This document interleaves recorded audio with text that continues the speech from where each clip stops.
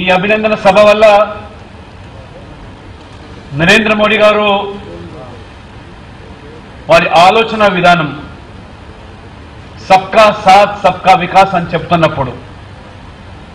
ఈ సమాజంలో 56% పైగా దేశంలో ఉన్నటువంటి బీసీ జనాభా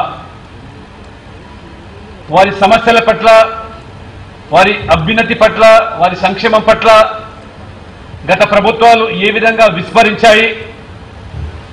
అనేక సందర్భాల్లో బీసీ సంఘాలు, బీసీ నాయకులు ఉద్యమించినప్పటికీ చరిత్రలో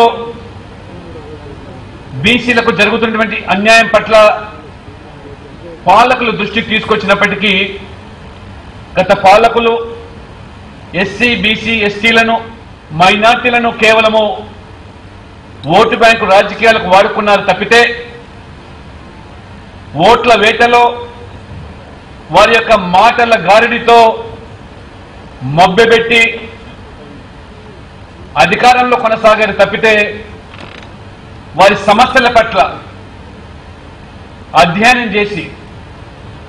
మూలమైనటువంటి సమస్యల పరిష్కారానికి దోహదపడేటువంటి ఎటువంటి నిర్ణయాలు తీసుకోకుండా ఈ అపీజ్మెంట్ పాలసీస్ తప్పితే ఇతరత్ర ఒక నిర్మాణాత్మకమైనటువంటి చర్యలు కానీ నిర్ణయాలు కానీ తీసుకోకుండా ఏ రకంగా కాలాన్ని గడిపారో ఇటీవల నరేంద్ర మోడీ గారు తీసుకున్న నిర్ణయం వల్ల ఈరోజు స్పష్టమవుతున్నది. దేశవ్యాప్తంగా ఈరోజు బలహీన వర్గాలు, బడుగు వర్గాలు, పేద వర్గాలు తమ హక్కుల కోసం పోరాటం చేస్తున్నటువంటి వాళ్ళందరూ కూడా ఇవాళ ఒక ఆత్మ విశ్వాసం కల్పించే రీతిలో ఒక సామాజిక న్యాయాన్ని ఉనగొల్చేదానికి ఈరోజు మార్చి 23వ తేదీన కేబినెట్లో ఈ అంశాన్ని ప్రస్తావించినప్పుడు స్వయంగా కేంద్ర మంత్రి వెంకయ్యనాయుడు గారు, నేను అసెంబ్లీలో ఉన్నాను, వారు ఫోన్ చేసి వారు చెప్పడం జరిగింది. ఈరోజు నరేంద్ర మోడీ గారి యొక్క ప్రభుత్వం కేబినెట్ మీటింగ్లో ఒక హిస్టారికల్ డెసిషన్ ఏదైతే గత 30 సంవత్సరాలుగా బీసీ సంఘాలు, బలహీన వర్గాలు గత ప్రభుత్వాలను డిమాండ్ చేస్తూ ఉద్యమించినప్పటికీ కూడా ఎవరు కూడా స్పందించలేదు. అటువంటి పరిస్థితుల్లో నరేంద్ర మోడీ గారు పూర్తి స్థాయిలో ఈ బిల్లు తీసుకొచ్చేదానికి కేబినెట్ ఆమోద ముద్ర వేస్తుందని చెప్పినప్పుడు నిజంగా మరి ఆ రోజు నేను చాలా స్పష్టంగా చెప్పడం జరిగింది. బీసీల ప్రయోజనాల కోసం ఆలోచించేటువంటి వ్యక్తిగా మహాత్మా జ్యోతిరావు పూలే చూశాం, డాక్టర్ బాబాసాహెబ్ అంబేద్కర్, నారాయణ గురు, అదే ఇక్కడ సాహు మహారాజ్ లాంటి వ్యక్తుల యొక్క మరి పక్కన ఈరోజు నరేంద్ర మోడీ గారి యొక్క చిత్రపటాన్ని పెట్టడంలో బహుజనులు ఏమాత్రం కూడా ఈరోజు వెనుకంజ వేయలేదు. ఇటువంటిలోకి తీసుకొని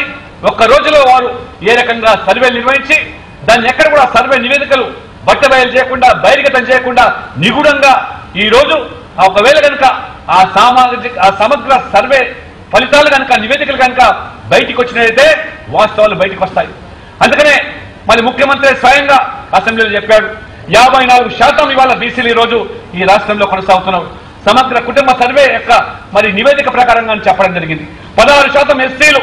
అదే రకంగా ఇవాళ దాదాపు 10% పైగా ఎస్టీలు. ఆ రకంగా చూసినట్టయితే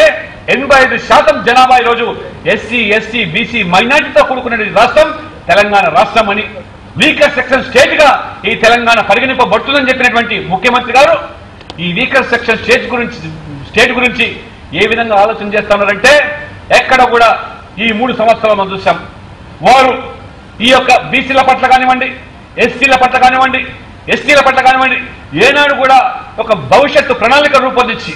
వాళ్ళ యొక్క అభ్యున్నతి కోసం లేక వాళ్ళ యొక్క విద్యా బుద్ధుల కోసం కానివ్వండి, రాజకీయంగా కూడా రాణించడానికి కానీ ఎటువంటి చర్యలు తీసుకోకుండా 3 సంవత్సరాల తర్వాత 4వ సంవత్సరంలో అడుగు పెడుతున్న సందర్భంలో ఎన్నలేని ప్రేమ మన ముఖ్యమంత్రి గారికి బీసీల పట్ల కలిగి బీసీలు, ఎంబీసీలు ఆ రకంగా కర్ణాటక, తమిళనాడు మాదిరిగా ఈ రాష్ట్రంలో కూడా ఆ రకమైనటువంటి మరి ఈ యొక్క విభజన తీసుకొచ్చి ఆ దానితో ఒక 1000 కోట్ల రూపాయలు ఎంబీసీలకు కేటాయిస్తా ఉన్నాను. ఆ రకంగా ఆ వృత్తిలో కొనసాగే వారికి బర్రెలు, గొర్రెలు, చేపలు ఈ రకంగా వాళ్ళందరూ కూడా సహాయం చేస్తానని అని చెప్తున్నట్టు ముఖ్యమంత్రి. చాలా స్పష్టంగా మేము అడిగాము అసెంబ్లీలో కూడా, ఎంబీసీలు సంతోషం, ఇవాళ ఏ సంచార జాతులైతే దాదాపు 36 కులాలు ఇవాళ బీసీలో కొనసాగుతున్నటువంటి ఈ 36 కులాలు సంచార జాతులుగా కొనసాగుతా ఉన్నారు.